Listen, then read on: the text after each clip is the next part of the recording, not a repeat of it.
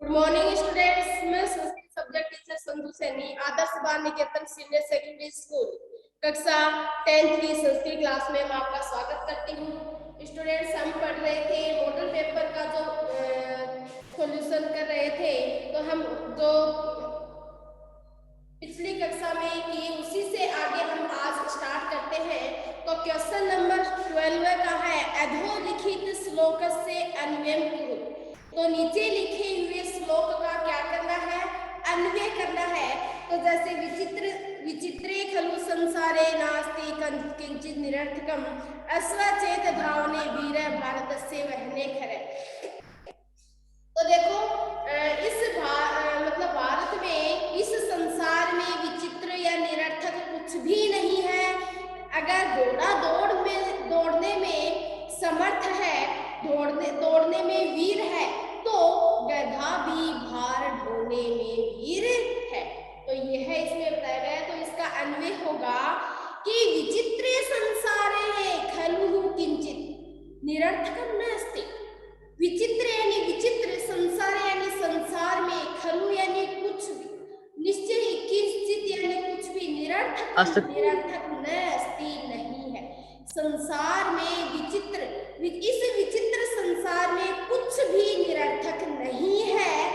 अश्व चेद धावने वीर। अश्व यानी घोड़ा, चेद यानी अगर, धावने यानी दौड़ने में, वीर यानी वीर, अस्ति यानी है। अगर घोड़ा दौड़ने में वीर है, तही तो भारत से वहने, भार को वहन करने में, भार को ढोने में खर है अस्ति। खर यानी क्या होता है? गधा। खर है वीर अस्ति, गधा भी वीर है।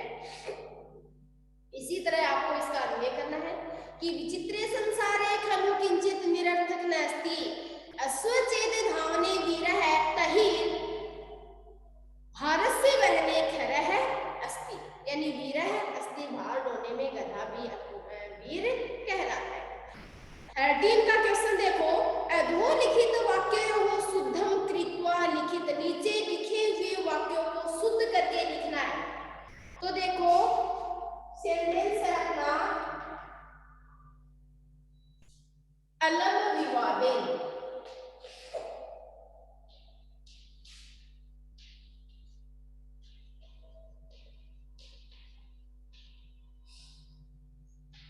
अलम विवादे। दूसरा वाक्य है अपना ग्रामस्य परितः है।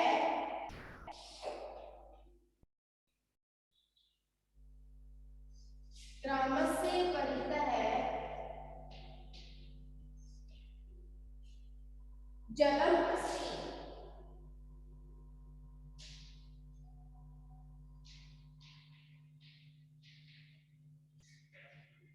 ठीक है, यहाँ ये क्वेश्चन दिया है और अंडरलाइन दी है विवादम के और ग्रामस्य के। ठीक है, आपको मैंने उपपद विभक्ति पढ़ाई, आपको पता होना चाहिए कि यहाँ पर अंडरलाइन है, इसका मतलब वो अशुद्ध शब्द है और इस अशुद्ध शब्द को शुद्ध करना है। तो देखो, यहाँ पर दिया है परितः है अलम विवादम। देखो, अलम विवादम, हमने एक जो तृतीय विभक्ति थी, हमने पढ़ा था कि अलम के योग में तृतीय विभक्ति का प्रयोग होता है। कारण हमें पता होना चाहिए। सीधी सी बात यह है, जब आप उसको शुद्ध वाक्य, अशुद्ध वाक्य को शुद्ध करोगे तो कारण आपको दिया हुआ मिलेगा। अगर उस कारण को देखकर आप पहचान करोगे अशुद्ध तो आपका ये वाक्य है ही है ना, इसको आपको क्या करना है? शुद्ध करना है। तो विवादम क्या अशुद्ध है, तो आपको पता होना चाहिए कि ये किसके साथ आ रहा है ना।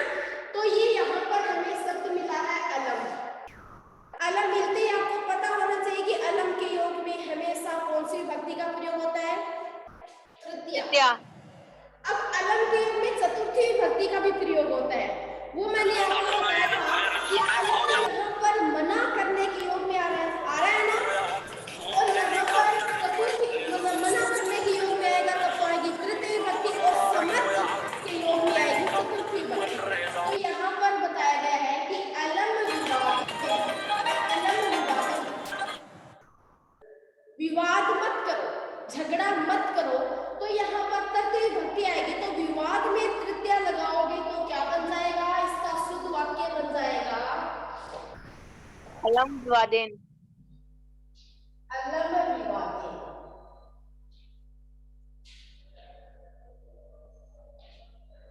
ओके, अब आगे देखो, ग्रामस्य परितः जलम अस्ति, गांव के चारों ओर जल है। हमारा वाक्य ये कहता है कि गांव के चारों ओर जल है। तो अशुद्ध वाक्य हमें दिया है ग्रामस्य, सीधी सी बात है, ग्रामस्य अशुद्ध शब्द है, तो इसको शुद्ध करना है। तो आप सबसे पहले क्या देखोगे, इस वाक्य में कारण को ढूंढोगे। आप क्या ढूंढोगे, कारण को ढूंढोगे। और कारण क्या है इसमें, परितः, परितः ना। अब मैंने आपको एक सूत्र बताया था, अभितः परितः समय निक्षा हाय प्रतियोगे द्वितीय, सूत्र बताया था ना। अभितः परितः समय निक्षा हाय और प्रति, इन सब के योग में हमेशा हमेशा कौन सी भक्ति आती है, द्वितीय भक्ति आती है। अब देखो यहाँ पर परितः शब्द आया है, तो यहाँ पर आपको देखना है कि इसमें विभक्ति कौन सी है, बताओ कौन सी विभक्ति इसमें।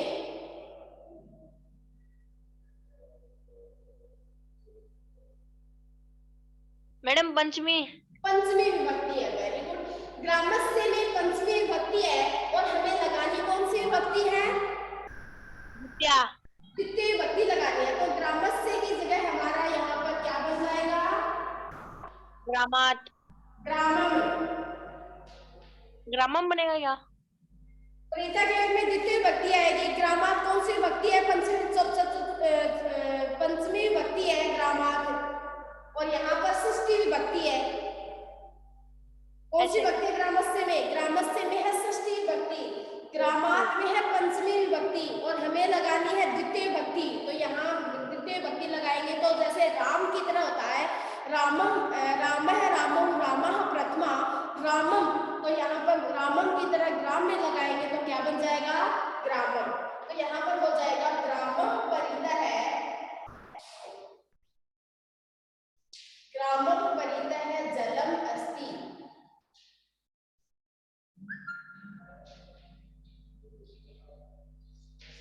गांव के चारों ओर जल है।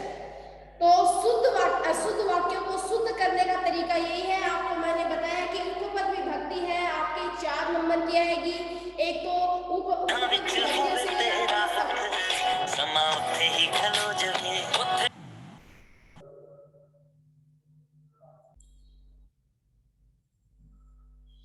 उपपद विभक्ति से शुद्ध अशुद्ध वाक्य भी आप सही ढंग से कर पाओगे, और कारण सहित विभक्ति बताने वाला है वो भी आप सही ढंग से कर पाओगे। ठीक है, तो उपपद विभक्ति को ढंग से याद कर लेना, पढ़ लेना। अब आगे देखो, अपनी पाठ्य पुस्तक से 2 श्लोक लिखने, याद कर लेना। आगे क्वेश्चन दिया है, विचित्र साक्षी इति कथया सारम हिंदी भाषायां लिखित 2 नंबर का आएगा कि पाठ का शीर्षक दिया जाएगा और उसी पाठ का आपको हिंदी भाषा में सार लिखना है। जैसे विचित्र साक्षी पाठ है, उसका सार आप किस तरह लिखोगे कि विचित्र साक्षी नामक पाठ में वर्णित कथा के अनुसार एक निर्धन व्यक्ति एक बार कहाँ जा रहा था, यानी अपने बीमार पुत्र से मिलने के लिए जाता है, और वह धन के अभाव में कैसे चल पड़ता है, पैदल ही चल पड़ता है। और रात के समय वह पास में ही स्थित गांव के किसी गृहस्थ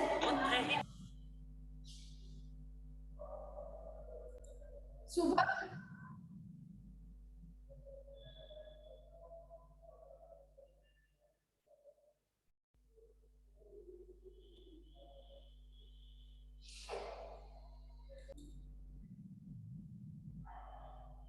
रात के समय यह पास में ही यानी दुर्भाग्य मतलब स्थित गांव में किसी गृहस्थ व्यक्ति के घर में रुक जाता है।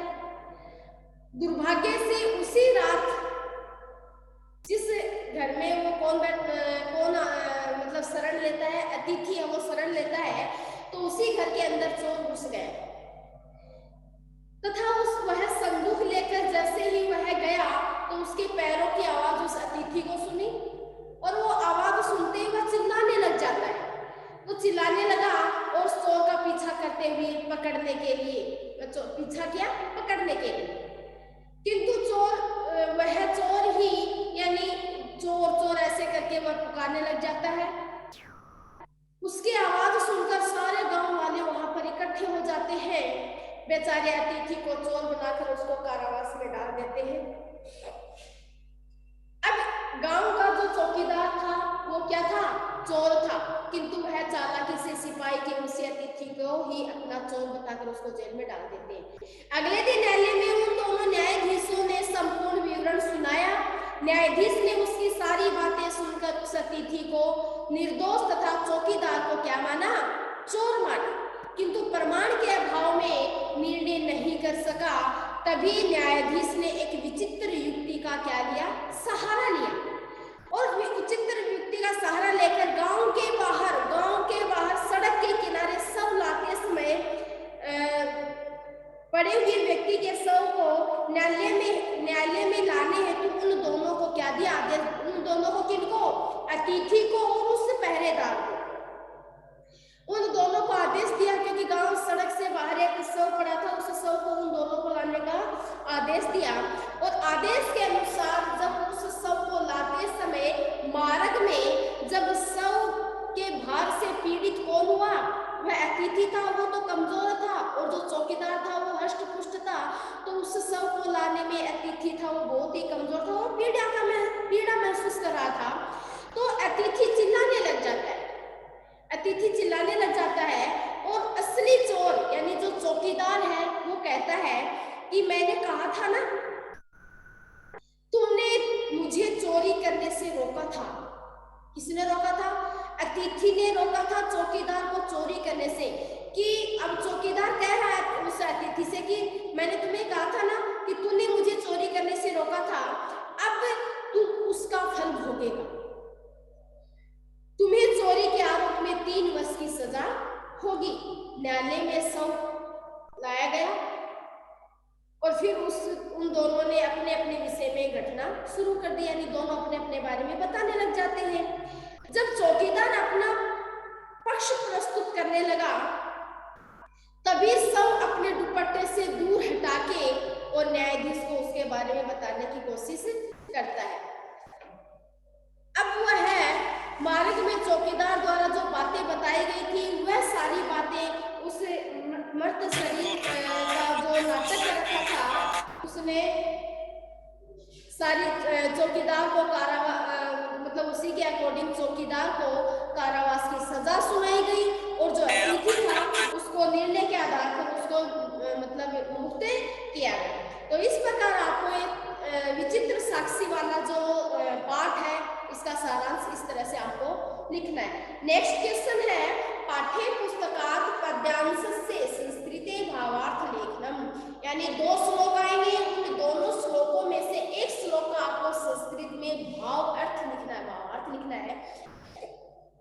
जैसे पहला है, शरीरायास जननम कर्म व्यायाम संगीतम तत्कृत्वा तु सुखम देहि विमृतनियात समन्ततः। दूसरा है, न चैन सहस्रा कर्मे जरा समधि रोहति स्थिरी भवति माशम च व्यायाम अभि, यानी ये जो व्यायाम सर्वदा पंथे, तो इस पाठ से ये श्लोक लिए गए हैं। इनका भावार्थ लिया कि व्यायामस्य महत्वम प्रतिपादन कथित, यानी व्यायाम के महत्व का प्रतिपादित करते हुए कहा गया है कि शारीरिक परिश्रम से उत्पन्न कर्म व्यायाम, इसी यानी हम जो शारीरिक परिश्रम करते हैं और शारीरिक परिश्रम से उत्पन्न जो कर्म होता है, उस कर्म को ही क्या कहा जाता है? व्यायाम नाम दिया जाता है। व्यायाम कृत्वा सुखेन, व्यायाम करके सुखेन, सुख से, शरीरस्य सर्वतः मर्दनम करणीयम, यानी व्यायाम करके सुख पूर्वक शरीर की, जब हम व्यायाम करते हैं, व्यायाम करने के बाद शरीर की यानी क्या करनी चाहिए? मसाज करनी चाहिए, तेल से मालिश करनी चाहिए। अब आप संस्कृत में कैसे लिखोगे कि व्यायामस्य महत्वं प्रतिपादनं कथितं यत् शारीरिक परिश्रमात् उत्पन्नं कर्म व्यायामः इति व्यायामः कथ्यते। व्यायाम कृत्वा सुखेन शरीरस्य सर्वतः मर्दनं करणीयम्। मर्दनं यानी तेल लेप नेक्स्ट है न चेन सहसा ब्रह्मे जरा संधिरोहति स्थिर भवति माशम च व्यायाम अधिक से। तो देखो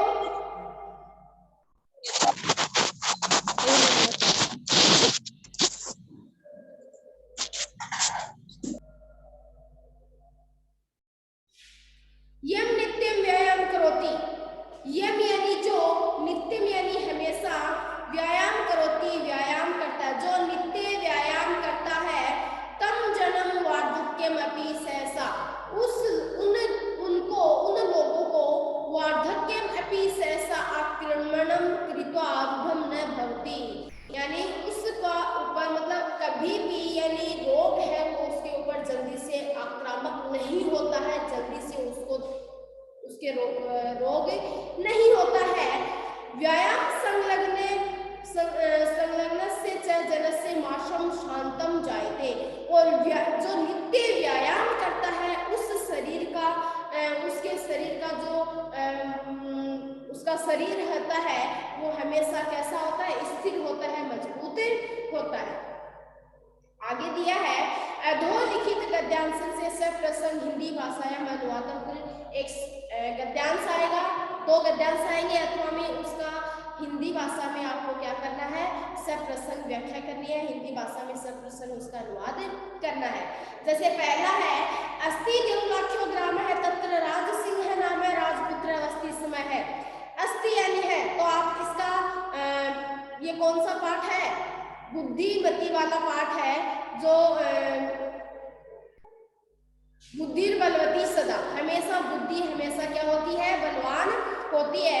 तो आप कैसे करोगे, प्रस्तुत जो गद्यांश है, इस गद्यांश ये है हमारी पाठ्य पुस्तक से मुसी भाग कौन सा है,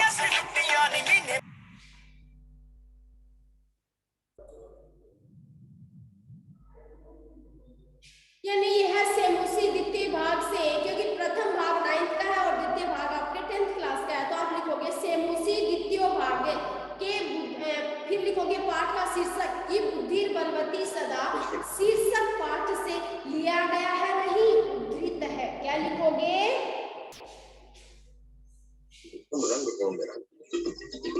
मॉडल पे अलविवादम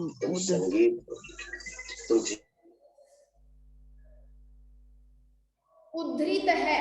तो फिर क्या लिखोगे, इस पाठ की जो ये मूल कथा है उसके बारे में आप लिखोगे कि मूलतः इस पाठ में वर्णित जो सुख सप्तती नामक कथा ग्रंथ से संकलित है, ये इस अंश में बुद्धिमती नाम की महिला है और वह अपने दोनों पुत्रों को साथ में लेकर अपने पिता के घर जाती है। तो पिता के घर की ओर जा रही है और रास्ते में गहरा जंगल होता है और उस गहरे जंगल में यानी कोई शेर आता हुआ उसको दिखाई देता है और उसकी चतुराई को देखकर, चतुराई की यहाँ पर उसका वर्णन किया गया है। तो अस्ति देवलाख्यो ग्राम है, यानी देउल नाम का एक गांव था, तत्र राज सिंह नाम राजपुत्र अवस्थी समय, तत्र यानी वहां पर, राज सिंह यानी राज सिंह नाम का राजपुत्र वस्ती, वस धातु है, लट लगा प्रथम पुरुष का एक वचन है। मैंने आपको बताया कि लास्ट में आपको क्या करनी है, टिप्पणी लिखनी है, तो ऐसे शब्द आपको ध्यान में रखने हैं। जैसे वस्ती शब्द आया है तो इसमें कौन सी धातु है, वस धातु है, लट लगा प्रथम पुरुष का एक वचन है, इसी तरह आपको करना है। तो वहां राज सिंह नाम का राजपुत्र रहता था।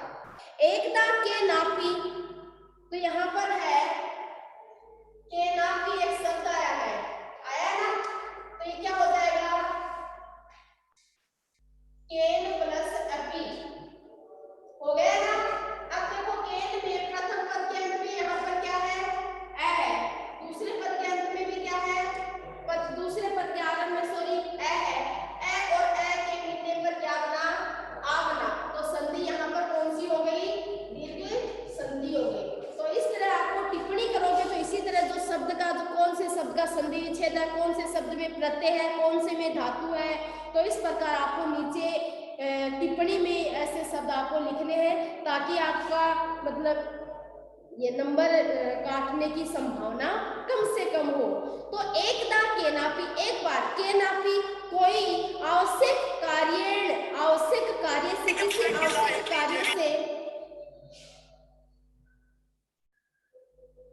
किसी आवश्यक कार्य से तस्य यानी उसकी भार्या यानी क्या होती है, पत्नी, बुद्धिमती पुत्र द्वयोपेता पितु गृहम प्रति चलिता, यानी उसकी पत्नी किसी आवश्यक कार्य से अपने दोनों पुत्रों को साथ में लेकर अपने पिता के घर की ओर चलती है, यानी जा रही थी। मार्गे गहन कानने सहायक व्याघ्रम ददर्श, मार्ग यानी मार्ग में, गहन कानने, गहन यानी गहरा, कानने यानी होता है जंगल में, सा स्त्रीलिंग शब्द है, तो सा किसके लिए है, उस बुद्धिमती के लिए आया है। एक यानी एक, व्याघ्र यानी शेर को, ददर्श यानी देखा, और मार्ग गहरे जंगल में उसने एक शेर को देखा। सा वह बुद्धिमती व्याघ्रम आगच्छत दृष्ट्वा, व्याघ्र यानी शेर को, आगच्छत यानी आता हुआ, दृष्ट्वा तो यहाँ पर शब्द आया है दृष्ट्वा।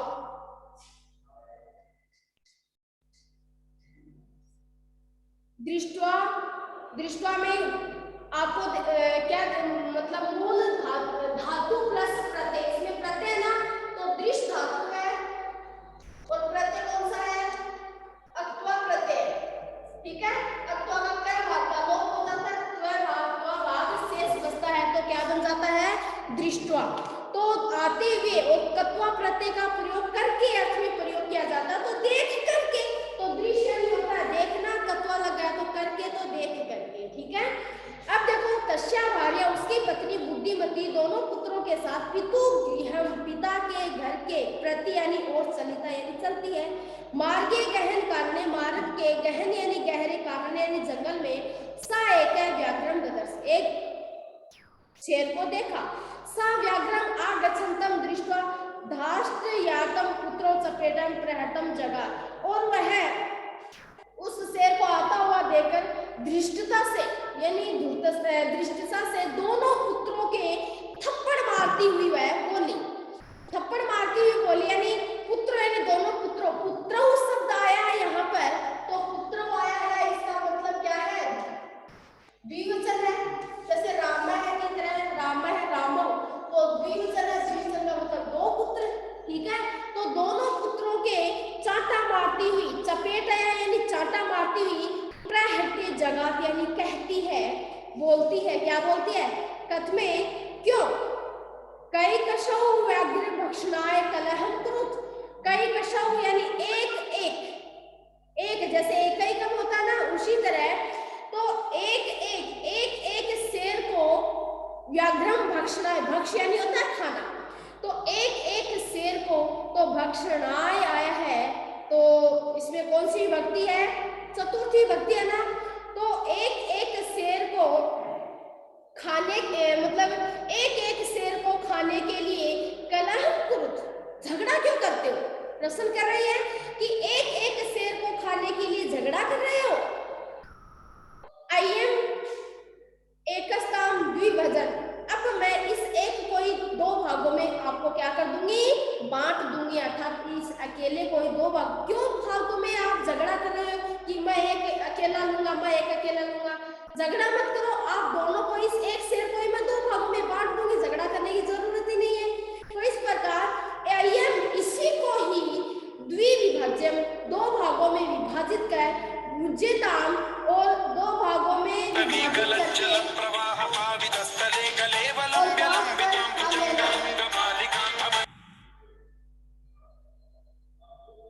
कोई बात नहीं, देखो अब दोनों यानी इस बांट कर, यानी आपको इस एक शेर को दो भागों में विभाजित कर दूंगी, आप दोनों बांट कर खा लेना, ठीक है। लड़ाई क्यों कर रहे हो, दोनों बांट के खा लेना, एक को बांट देंगे। तो इस प्रकार वह दोनों बच्चों से वो उसकी माता है वो कहती है।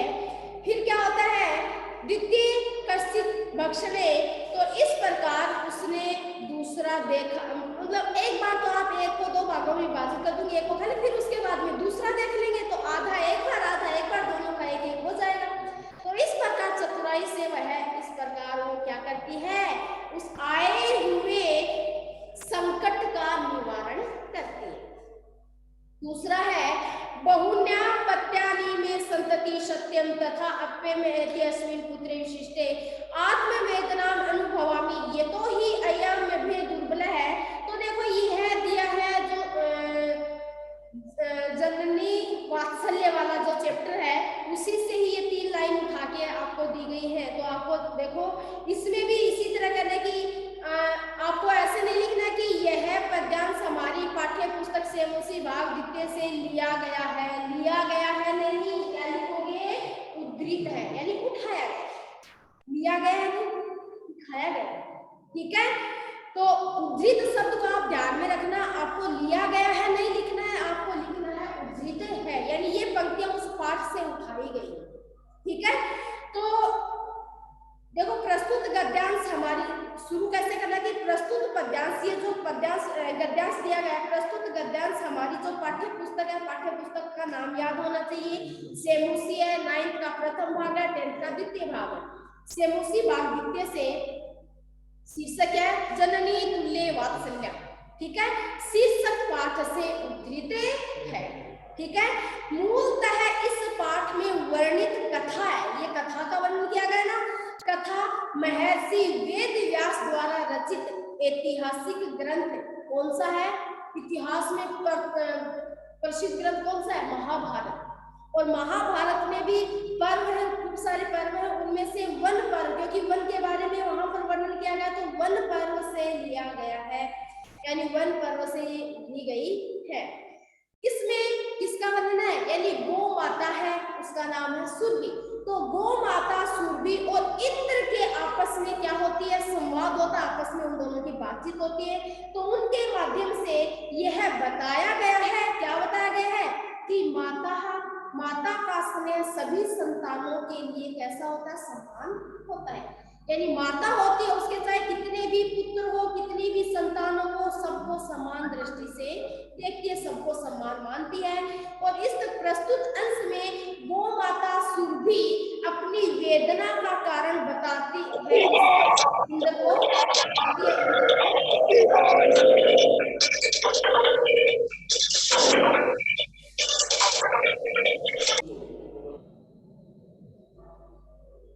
अब देखो बहुना पत्यानी में संतति सत्यम, इसमें बताया गया कि मेरे वो सुरभि है वो इंद्र से कहती है, इंद्र के और उस गाय के बीच में आपस में संवाद हो रहा है। तो वो गाय है वो इंद्र को कहती है कि मेरे बहुत सारी संतान है। बहुपत्यानी में संतति सत्यम, बहुत सारी संतानें यह सत्य है। तथा अहम अप्यमेति तस्मिन् पुत्रे विशिष्ट आत्मवेदनाम अनुभवामि, फिर भी मैं एक पुत्र विशेष के लिए कष्ट का अनुभव कर रही हूँ। एक पुत्र, विशेष पुत्र है, एक पुत्र है दुर्बल पुत्र है, उसके लिए मैं कष्ट का अनुभव कर रही हूँ। ये तो ही अयम दुर्बल है, क्योंकि वह क्या है? बहुत ही दुर्बल है, बहुत ही कमजोर है। सर्वेषु पत्येषु जननी तुल्य वत्सलाए, सर्वेषु यानी सभी, पत्येषु यानी संतान के लिए, जननी यानी माता का, तुल्य वत्सला यानी सभी संतानों में माता समान रूप से स्नेह करने वाली होती है। अभेदिक कृपा सहजेव इति, अभेदिक कृपा यानी फिर भी दुर्बल पुत्र में माता के प्रति अधिक क्या होती है? ममत्व पैदा होता है, वात्सल्य पैदा होता है कि जो दुर्बल पुत्र होता है उसमें कुछ अधिक कृपा होना स्वाभाविक होता है। सुरभि वचनम श्रुत्वा, सुरभि का वचन सुनकर, श्रुत्वा, अब यहाँ पर श्रुत्वा शब्द है, श्रुत्वा प्रत्यय सुनने अर्थ में प्रयोग किया गया। तो श्रुत्वा भीषम यानी उसकी बातों को सुनकर, भीषम यानी होता अत्यधिक, विस्मित खंडलस्य अपि हृदयम द्रवितम यानी उसका हृदय है वो बहुत ज्यादा मतलब क्या हो जाता है? द्रवित हो जाता है। किसका हृदय द्रवित हो जाता है? उस इंद्र का भी हृदय है वो द्रवित हो जाता है यानी पिघल जाता है। तो कहने का मतलब ये है कि सुरभि के वचन को सुनकर अत्यधिक आश्चर्यचकित इंद्र का हृदय है वो द्रवित हो गया।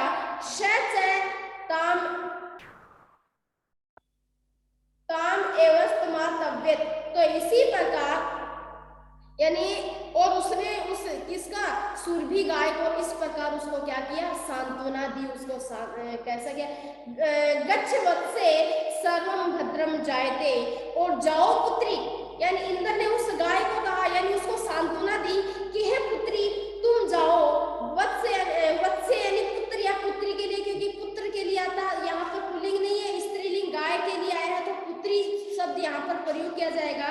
गच्छ यानी जाओ, है ना, लोट लकार मध्यम पुरुष एक वचन का प्रयोग किया गया है, ठीक है।